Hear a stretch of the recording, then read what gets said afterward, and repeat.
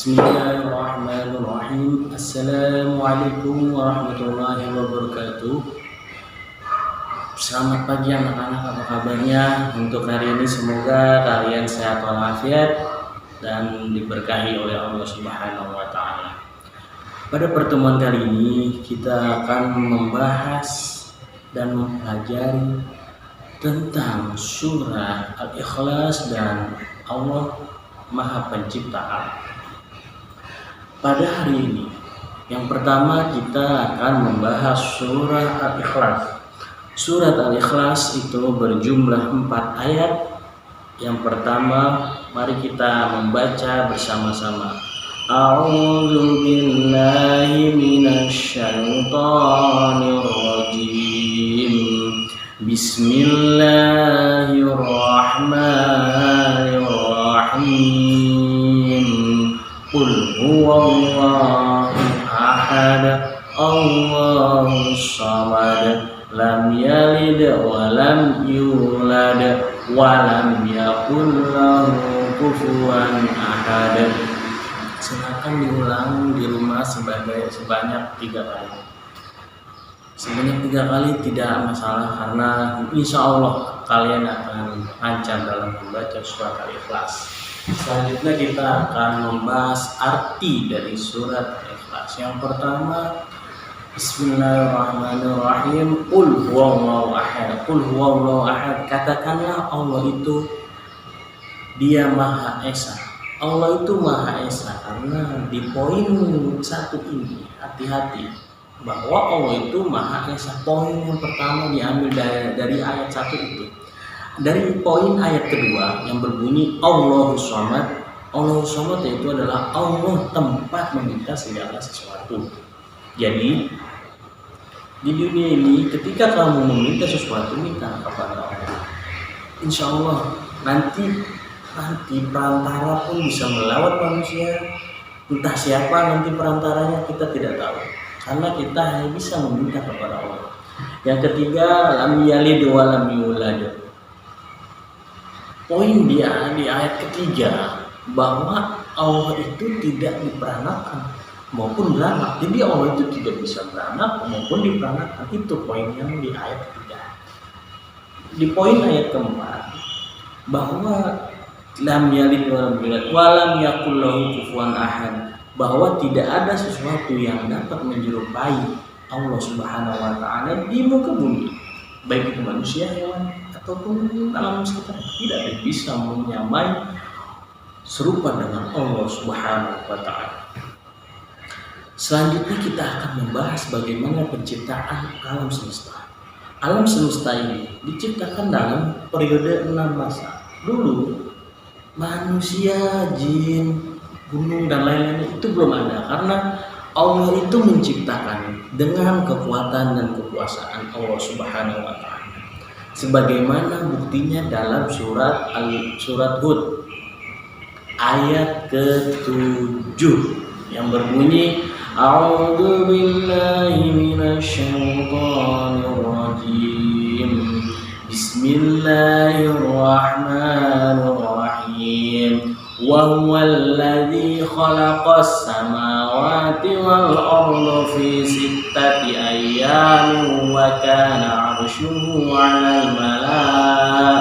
'alal mala'i liyabluwakum ayyukum ahsanu 'amala. Yang artinya bahwa Dialah Allah yang menciptakan langit bumi dalam 6 masa, dan di arsy-Nya di atas air, agar Dia menguji siapakah di antara kamu yang lebih baik amalnya. Melalui kekuasaan Allah Subhanahu wa taala, alam semesta ini terdiri dari langit, bumi, matahari, bulan dan lain-lain sebagainya, gunung, sungai, itu semua ciptaan Allah Subhanahu wa taala. Makhluk, baik makhluk hidup, baik itu seperti tumbuh-tumbuhan, manusia, hewan, itu ciptaan Allah Subhanahu semuanya. Peredaran bumi dengan planet yang lain itu yang ngatur Allah Subhanahu wa taala. Bisa dibayangkan bagaimana Allah Subhanahu wa taala tidak mengatur di sini. apa yang akan terjadi? Bumi akan bertabrakan, matahari akan berantem dengan bulan, bisa jadi kalau Allah tidak mengatur. Tapi kalau Allah mengatur, maka semua yang ada di alam semesta ini berjalan sebagaimana Allah mengaturnya. Bagaimana kamu bisa melihat malam kalau seandainya Allah tidak mengaturnya? Akan terus siang, terus kita nggak bisa tidur, nggak bisa tidur siang terus. Nah terus kalau ketika malam, kalau malam terus kita tidur mulu, kita main doang, kagak mikirin belajar. Nah itu juga. Itu kenapa Allah mengatur sedemikian rupa sebagus. Jadi manusia bisa lebih mendekatkan diri lagi kepada Allah Subhanahu wa taala. Yang dapat diambil pelajaran dari tentang surat Hud ini yaitu selalu taat dan patuh. Bukti yang harus dilakukan sebagai makhluk yang telah menempati alam ciptaan. Itu yang pertama. Yang kedua, kita dapat mengamati bagaimana keadaan sekitar. Misalnya ketika kita bangun pagi, ketika pagi hari kita bangun seger, udara sejuk. Tapi ketika sudah siang hari, banyak kendaraan lalu lalang, udara polusi sudah mulai tercemar. Maka ketika sudah memasuki jam 4 atau jam 5 itu sudah mulai berubah menjadi sore hari. Bagaimana Allah itu mengatur sedemikian rupa dari siang ke malam, pagi, siang ke malam, begitu terus setiap 24 jam. Kita bisa melihat bahwa alam semesta ini bisa merasakan sejuk ketika kita berada di puncak gunung, misalnya puncak Bogor itu begitu. Itu bagaimana Allah mengatur udara di sana itu sejuk, bagaimana Allah mengaturnya, bagaimana Allah mengatur siang dan malam. Nah itu semua diatur oleh Allah Subhanahu wa taala.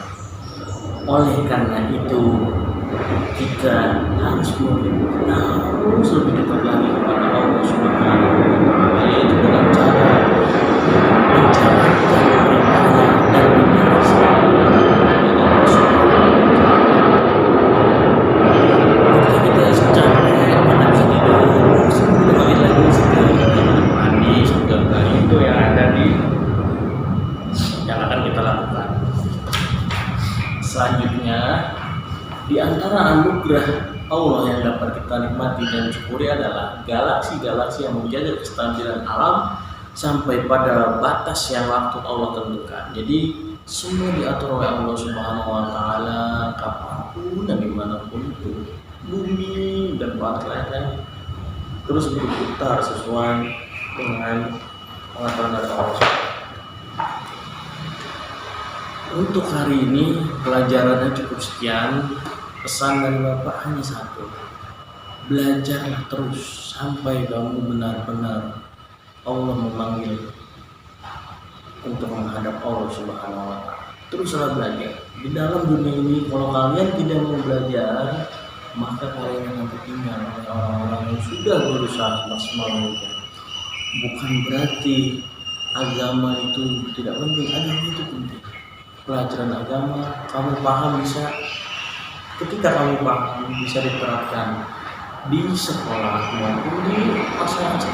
Silakan kalian menerapkan atau dalam diri sendiri dulu terapkan bagaimana menjadi seorang agama yang bagus, bagaimana sholat 5 waktu diri.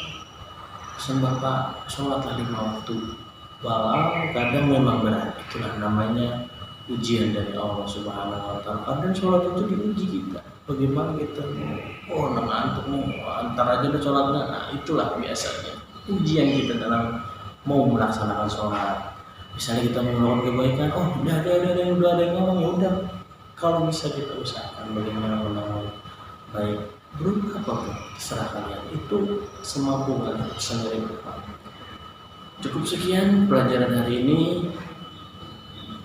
Kurang lebihnya itu datang dari Allah Subhanahu wa taala. Kurangnya itu datang dari diri saya sendiri dan lebihnya itu datang dari Allah Subhanahu wa taala. Cukup sekian. Wabillahi taufiq wal hidayah.